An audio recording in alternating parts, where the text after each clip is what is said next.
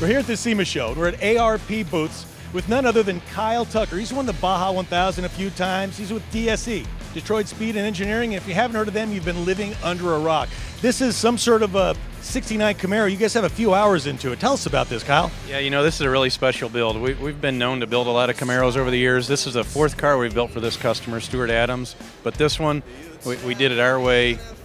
Stuart let us do it our way, and it took 9 man-years to build this car, so it's special in a lot of ways.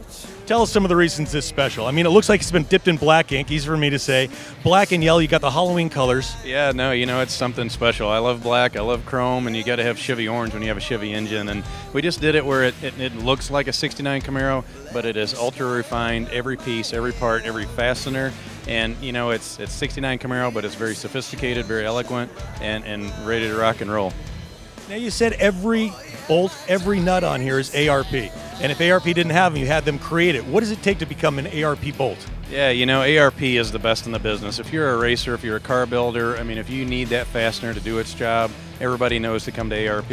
And not only from a functional standpoint, but sometimes from a builder standpoint, you have to have it functional, you have to have it look right. And you know, that's part of the jewelry that we look at when we build a car like this. It has a lot of subtle modifications, but the fasteners kind of held that little rhinestone to it, right? And ARP can do that. So we used a lot of their catalog fasteners, and if we didn't find a bolt that we needed out of their catalog, we just called Chris at ARP, and he made that fastener for us, and there were multiple times we had to do that.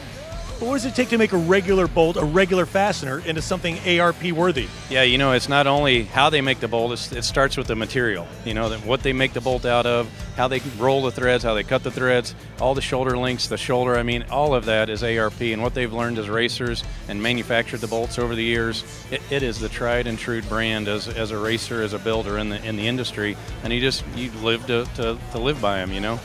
Oh, it's true. I grew up reading the magazines, and in every engine rebuild, the first thing you do, you send it out to the machine shop, and when you get it back, put in ARP bolt. Right? Exactly. No, and not the bolts, but the studs, just like you said. No, that's the way it starts. And like I said, not only from a functional standpoint, do we need those fasteners from the suspension points to the engine, you know, everything's a given. But on this car, we use it as a jewelry, you know, as the decorative point from a cosmetic standpoint. The fasteners were a very special part of this car build.